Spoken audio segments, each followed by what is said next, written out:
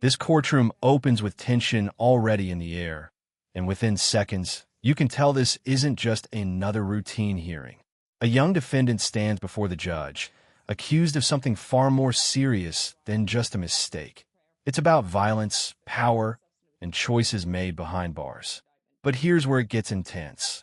The judge isn't just interested in legal facts, she's questioning character. What happens when someone crosses the line, even inside jail? And how does the system respond when the accused shows signs of being a bully? Stay with us, because this case quickly escalates from procedural to deeply personal, and the consequences are about to hit hard. All right, what's wrong with you? Give me what's wrong. I don't understand. When people go to the Bexar County Jail or they're in custody, people are just trying to serve their time. That doesn't give you any right to be a bully. You understand? Yes, ma'am. So again, I'm asking you, what is wrong with you? Why would you pick on someone? And do you have any siblings? Yes, ma'am. How would you like somebody doing that to them? Exactly. How would you like somebody doing that to your mom or your father? Exactly.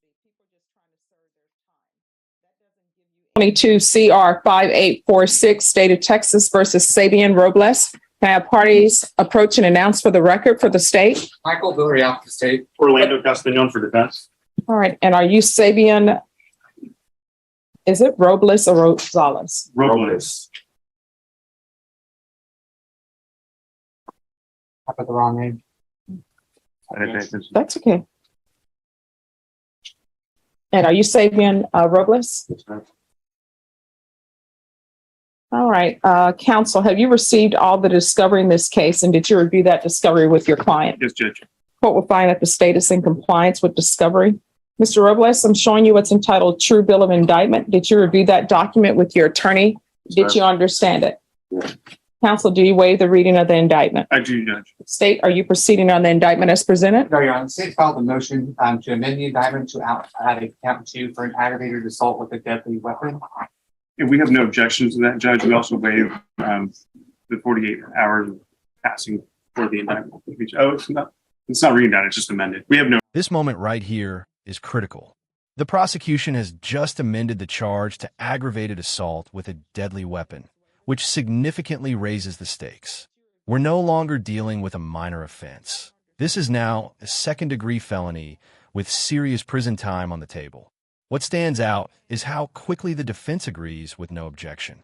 That tells us something important. Either the evidence is strong, or the strategy is to minimize damage through cooperation. But here's the real question. Would you proceed this quickly knowing the punishment could be up to 20 years? Or would you slow things down and fight it? Objections, Judge. All right. Mr. Robles, do you understand that that amendment to the indictment is a substantive change? Do you understand that? And do you understand your attorney has the legal right to have a chance to prepare for a jury trial once there's a substantive change has been made to the indictment? Do you understand? Yes, ma'am. All right. Knowing that, do you still wish to proceed? Yes, ma'am. All right. And they have the complainant as Michael Villarreal. That is true, Judge. That is the name of the complaint. And we waive any potential conflicts. All right. And so I'm assuming that's not you, Mr. Villarreal. It is not, and it is somebody that I am not related to by knowledge. Okay. All right, Mr. Robles, I'm going to show you what's entitled Court Admonishments and Defendants Waivers and Affidavit of Admonitions. Did you review that document with your attorney? Did you understand it? And did you sign it in all the appropriate places? Did you understand with the amendment to the indictment, the state is proceeding on aggravated assault with a deadly weapon? That's a second-degree felony. The range of punishment is anywhere from 2 to 20 years in prison and up to a $10,000 fine. Did you understand? Yes, ma'am. If you have a plea bargain agreement with the state, the court does not have to follow your plea bargain agreement. If for any reason the court does not follow your plea bargain agreement and gives you more than you bargained for, the fact that you entered a plea will not be used against you and you will be allowed to withdraw your plea. Did you understand? Yes, ma'am. Pay close attention here. This is one of the most important legal checkpoints in any courtroom. The judge is clearly outlining the defendant's constitutional rights, the right to a jury trial, to confront witnesses, and to remain silent. And just like that, with a plea deal, all of those rights are being waived. This isn't just paperwork. It's a life-altering decision. Many viewers underestimate this moment, but once these rights are given up, there's no going back easily. So ask yourself, would you trust a plea deal or take your chances with a jury? Did you understand you have a right to jury trial, a right for you or your attorney to cross-examine and confront any witnesses the state would call and the right to remain silent? Yes, ma'am. Did you understand by entering this plea bargain agreement, you were giving up those rights? Yes, ma'am. And did you intend to give up those rights and enter into a plea bargain agreement in this case? Yes, ma'am. Did you understand? I'm sorry. Counsel, has your client been able to provide you with any defenses to this offense? Yes, Judge. Do you believe he has a rational as well as a factual understanding of the charges against him? I do. Do you believe he's currently competent and was legally sane at the time of the offense? Yes, Judge. Mr. Robles, has anyone threatened you, coerced you, or placed you in fear to get you to enter this plea? No, ma'am. Has anyone promised you anything other than the plea bargain agreement? Are you satisfied with the way you've been represented? Yes, ma'am. Are you a U.S. citizen? Yes, ma'am. Court will find that defendant has knowingly and voluntarily waived his right to jury trial. Showing you the plea bargain page. Did you review that page with your attorney? Did you understand it? Yes, ma'am. According to the plea bargain agreement, the state is proceeding on count 2 only. Punishment is to be assessed at 4 years in the prison. There's a $1,500 fine. There's an affirmative finding of a deadly weapon. There are no applications, and there's to be no contact with Michael Villarreal. Did you understand that to be the plea bargain agreement? Yes, ma'am. Defense, is that the plea bargain agreement? Yes, Judge. State, is that the plea bargain agreement? Yes, Your Honor. Next, I'm showing you the paragraph entitled Waiver of Appeal paragraph. Did you review that paragraph with your attorney? Did you understand it? Did you sign it in both places? Yes, ma'am. Did you understand by signing that you're waiving your right to appeal? The only items that can be appealed are written pretrial motions that have been filed, heard, and ruled upon by the court. Did you understand? Yes, ma'am. Counsel, have there been any such motions? No, Judge. Here's where the case quietly locks in. The defendant enters a no contest plea, which essentially means he's not admitting guilt, but he's not fighting the charges either. It allows the court to proceed with sentencing without a full trial. Then comes another key move. Instead of live testimony, the court relies on written evidence and police reports. That speeds things up, but it also limits confrontation. Strategically, this tells us both sides are aiming for efficiency over drama. But don't be fooled. The emotional impact is about to explode.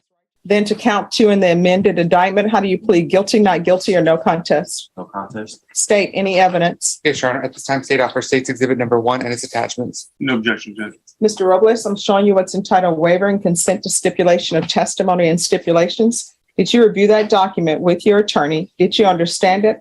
Did you sign it in all the appropriate places? Yes, ma'am. Again, did you understand you have a right to jury trial, a right for you or your attorney to cross-examine and confront any witnesses the state would call and the right to remain silent? Yes, ma'am. Did you understand that today the state will be presenting evidence in the form of witnesses' statements and police reports, but most importantly, there will be no live testimony? Did you understand? Yes, ma'am. Court will find that defendant has knowingly and voluntarily waived and consented to stipulation of testimony and stipulations. Court will accept into evidence States Exhibits 1 and attachments and review the same. After reviewing States Exhibits 1 and attachments, the court will find there is sufficient evidence to find you guilty, and the court will find you guilty. Are you proceeding with sentencing? Yes, Judge. Anything you wish to say on behalf of your client? No, Judge. We just asked if you follow this plea agreement. All right, what's wrong with you? Give me more time. And here it is, the moment this courtroom shifts from formal procedure to raw accountability. The judge is no longer just asking questions. She's calling out behavior. This isn't about legal technicalities anymore. It's about morality. Bullying someone in jail, especially someone potentially vulnerable, changes how the court sees you. Notice the tone: direct, personal, and unapologetic.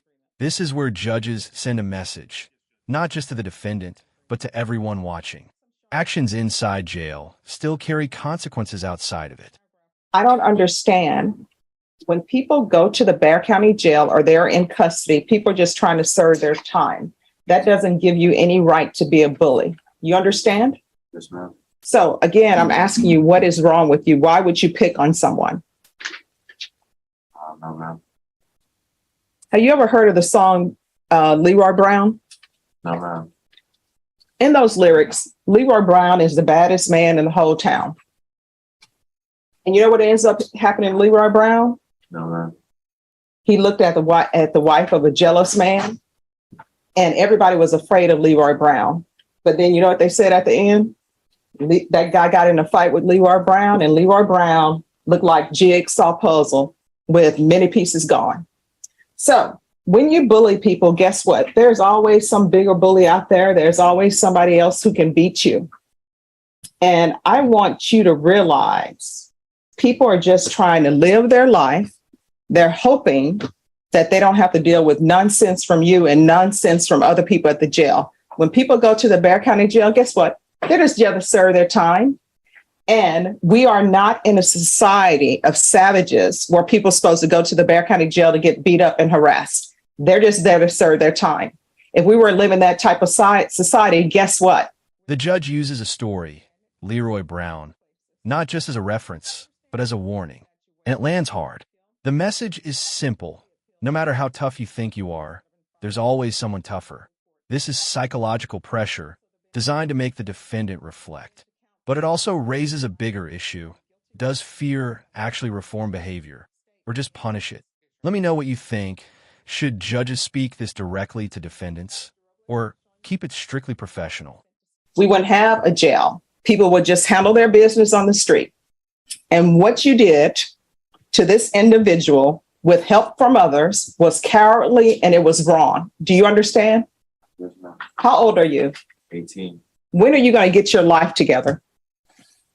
Because right now you're going downhill. No, it's not okay. You are going downhill. You're before me and you want me to give you 4 years for an aggravated assault with a deadly weapon when it really should be a sexual assault case because you want to do crazy things at the jail with inmates who are just trying to serve their time. And then you pick it on somebody I read in here who may be autistic. And then you're not even brave enough to do it yourself. You get other people to help you. And then you're saying someone told you to do it. And that's silly in and of itself. And now you're going to prison. Now we're at the turning point. The sentence is about to be finalized. 4 years in prison may sound like a fixed outcome, but listen carefully. The judge is emphasizing consequences beyond just time. She's talking about prison reality, about vulnerability, and about what the defendant might face himself. This is more than punishment. It's a reflection of his own actions. The irony is undeniable, and it makes you think, does justice sometimes mirror behavior? 4 years. Do you want to be picked on in the prison? Yes, ma'am. Do you want to be picked on at the prison and bullied at the prison and beat up at the prison and maybe raped at the prison? Well, if I don't wish that on you, but if that happens to you, then you need to be thinking about what you did to this person. You understand? Yes, ma'am. Where are your parents? He's has an adoptive mother, and I believe he's just recently had contact with his biological father. My biological mother. And I'm going to tell you what I tell everybody. People come to me with sad stories all the time. At some point, your actions are your own. They're not to do with your past because everybody's had a hard life. I've had a hard life. I'm sure your attorney's had a hard life. State has had a hard life. People over in jail done had a hard life. So at some point, the actions that you take are your actions. And it's not because I'm from a broken home or I've been adopted or I went to foster care. Do you understand? Yes, ma'am. All right. This is what the court is going to do. 4 years prison, affirmative finding of deadly weapon. There's a $1,500 fine. Time and money will not run concurrent. There's to be no contact with Michael Villarreal.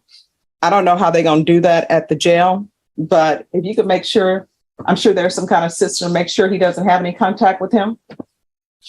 And do you have any siblings? Yes, ma'am. How would you like somebody doing that to them? Exactly.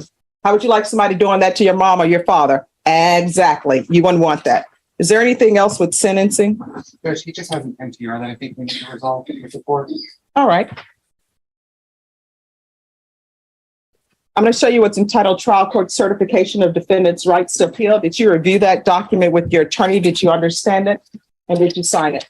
Yes, ma'am. Because this is a plea bargaining agreement, because I followed your plea bargaining agreement, and because you waived your right to appeal, you do not have the court's permission to appeal. Do you understand? No. And because this is a felony conviction, you're not allowed to own or possess any weapons or ammunition. Do you understand? Ma'am. If you have a question over what a weapon or ammunition is, you'll need to speak to an attorney. Do you understand? Yes, ma'am. All right, and they're giving me the MTR. Yes, sir. Does he need a trial court certification? Yes. Did you do one? I did not. Do you need the cause number? All right, thank you.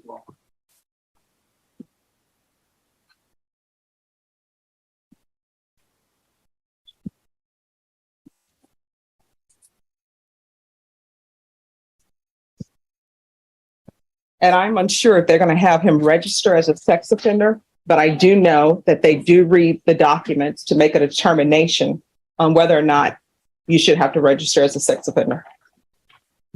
All right, let me know when you're ready. I'm ready.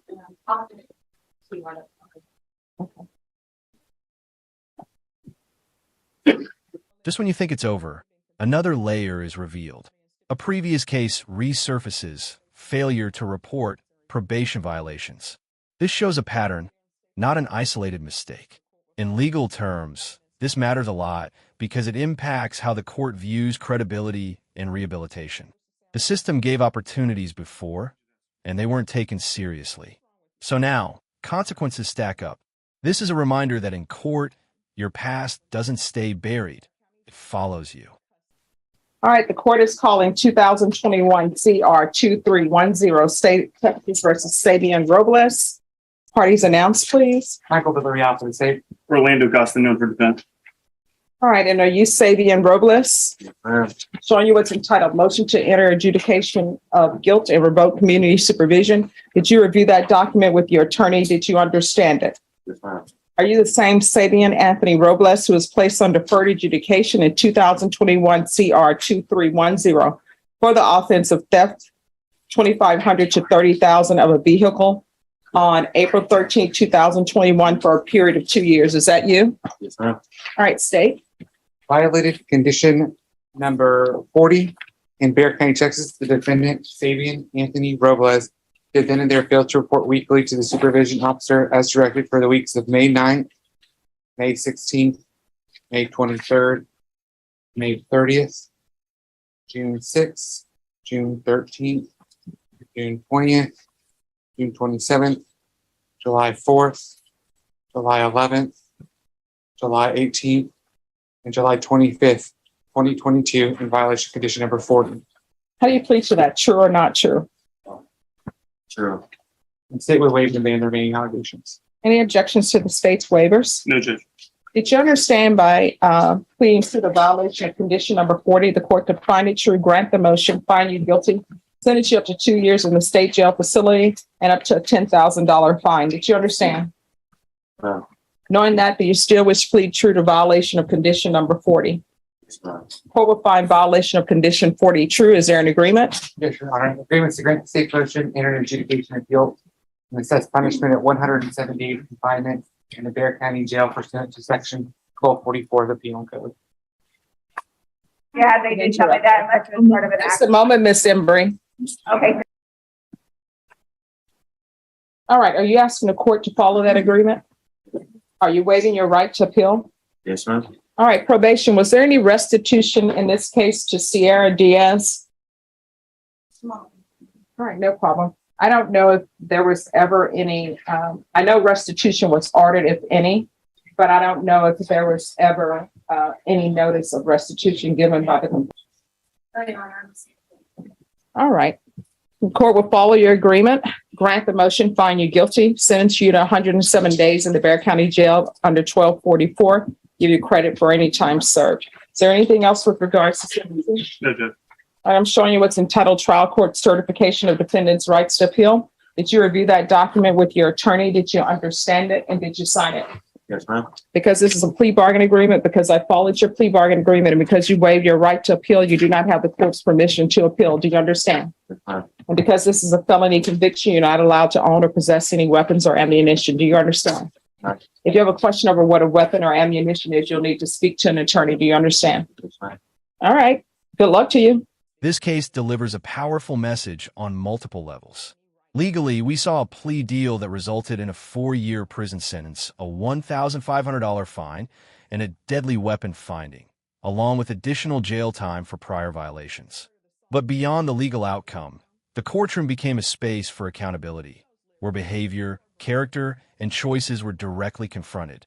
The judge made it clear: no background, no excuse, and no environment justifies harming others. In the end, justice wasn't just about punishment, it was about responsibility. If you found this case as shocking as we did, make sure to hit that like button, share your thoughts in the comments, and don't forget to subscribe for more jaw-dropping courtroom breakdowns.